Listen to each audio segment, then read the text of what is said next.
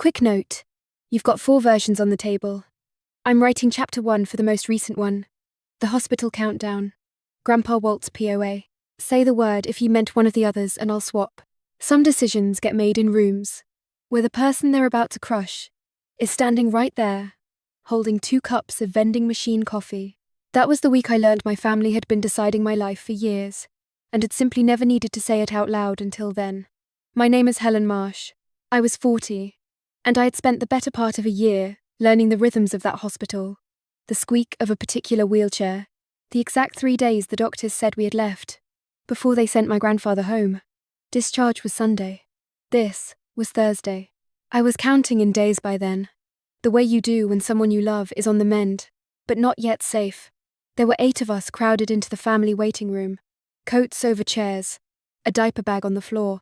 Grandpa Walt was asleep down the hall, 88 years old, and stronger every day. My sister, Tessa's baby, was 14 weeks old and fussing against her shoulder. And my mother, Barbara, stood up in the middle of all of it, smoothed her blouse, and announced that Tessa and the baby would be moving in with me. Not asked, announced. I've already decided, she said, the way she might mention rain. The relatives nodded. Someone said it made sense. I handed Tessa one of the coffees and said nothing. My mother decided a lot of things that week. She'd forgotten who Grandpa trusted to sign his name. Like, dislike. I was the one who showed up. That's the simplest way to say it. For 14 months, I'd driven Grandpa Walt to his appointments, 41 of them by the time he landed in that hospital bed. And I'd sat in every waiting room with a folder of his medications and a list of questions the doctors never expected a family member to ask. Somewhere in there, I'd stopped being Helen and become the arrangement. The default. The person things could be assumed about. It happened slowly, the way these things do. First, it was gratitude. My mother telling relatives how good I was with him, how patient. Then the gratitude quieted, and the expectation moved in behind it. Nobody thanks the floor for holding them up. They just stand on it. I don't say that bitterly. I loved him. I still do. Driving him to the cardiologist on a Tuesday morning was never the burden. The burden was what grew up around it. The sense, unspoken and total, that because I was reliable, I was also limitless. That a person who says yes enough times has, at some point, signed away the right to say no. Tessa got rescued. I did the rescuing. Barbara made the plans. I made them work. That was the shape of us. Worn smooth over so many years that none of them could feel it anymore. The way you stop feeling a ring you've never taken off. I'd been the one who showed up, somewhere along the way. Showing up became something they were owed. Like, dislike. My mother laid it out like a schedule she was reading, not a request she was making. Tessa and the baby would take my spare room. It only made sense, she said, since I had the space and no one depending on me. Tessa could save money. The baby would have family close. And I, though she didn't put it in these words, would pay for it, cook for it, and carry it for as long as it took, which she framed as no time at all, and clearly meant as forever. She talked for a while. She had numbers. Roughly $2,000 a month she figured Tessa would save, and a timeline that started at just until she's on her feet, and had no end I could hear in it. The relatives nodded along the way. People nod at things that cost them nothing. My aunt said it was lovely. Someone said the baby would thrive with me around. Tessa didn't look at me. She looked at the baby, grateful and quiet, already living in the version of this where it was settled. Nobody asked if I minded. That was the part that landed, sitting there with a cooling coffee I no longer wanted. Not one person in that room, 8 of them, turned to me and said, "Helen, does that work for you?" They'd arranged my next several years between 2 sips of vending machine coffee, and it hadn't occurred to any of them that I was a person who could answer. I didn't argue in that room. I set the coffee down. I walked down the hall to the one person who could still decide for himself. Grandpa Walt was awake when I came in. He usually was. People assumed he slept through everything now, the way they assume about the very old. But Walt had spent 88 years paying attention, and he wasn't going to stop for a hospital bed. "They're at it in the hallway," he said. Not a question. He'd heard. His hearing was better than any of them credited, and his memory was better still, and he'd caught enough of my mother's voice carrying down the corridor to know exactly what was being arranged, and about whom. Here's the thing. None of them remembered, if they'd ever really known. 2 years earlier, in Mr. Ansell's office on a quiet Tuesday, Walt had signed his power of attorney over to me. Not to Barbara, his own daughter. To me. He'd looked at the whole family and picked the one who showed up, and I'd taken it as one more duty, rather than what it also was, a kind of trust that couldn't be announced away, in a waiting room. For 2 years I'd used it the way he wanted. Carefully, quietly, his name and his wishes, never mine. The family knew I helped Grandpa with his paperwork. They did not know what that phrase actually meant. Walt reached for my hand. His grip was thinner than it used to be, but it was still his. "Call Ansell," he said. "I want to be awake for this one." Grandpa's hearing was better than they assumed. So was his memory. He asked me to make one call. Like dislike.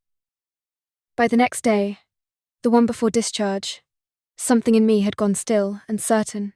Not angry. Anger would have been easier to argue with.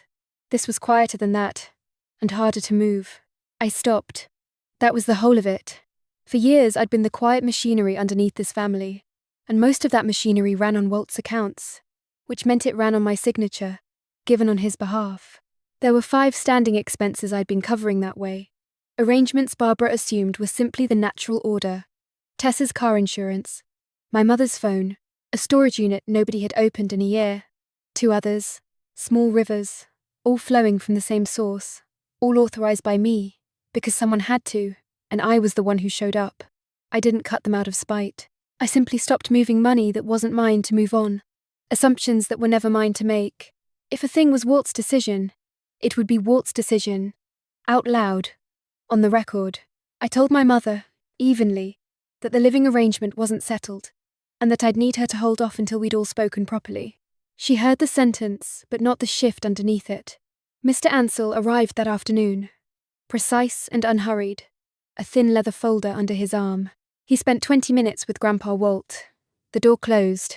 Then he came out, nodded to me once, and said he'd be back for the discharge. For years I'd said yes on Grandpa's behalf. Day 1, I started saying only what he actually told me to say.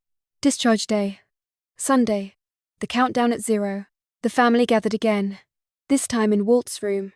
Coats and car seats, and my mother already talking logistics. Which bedroom? Which weekend Tessa would move. She spoke as though the paperwork of the world had been signed in her favor long ago. Grandpa Walt sat up against his pillows, dressed in real clothes for the first time in a week, watching her the way he used to watch a man try to sell him something. Then Mr. Ansell stepped in, folder in hand, and the room quieted the way rooms do, when a stranger, in a good suit, clears his throat. He was brief. He said he was Walt's attorney, and that at Walt's request he wanted to clarify a point of fact before any arrangements went further. 2 years ago, he said, Walt had granted his power of attorney to Helen, not to Barbara, to me, and the accounts that had, he understood, been quietly underwriting a great many family expenses, were Walt's accounts, directed solely through me on Walt's behalf. My mother said, there must be a misunderstanding. There wasn't. Ansell simply repeated the year, 2024, and let it sit. Then Grandpa Walt spoke, clear and unhurried, and said the plan for Tessa and the baby was not his, and that nobody in that room got to spend his money or my life to make it happen. My mother said she'd already decided. Grandpa, wide awake, said he hadn't. It didn't turn into a fight.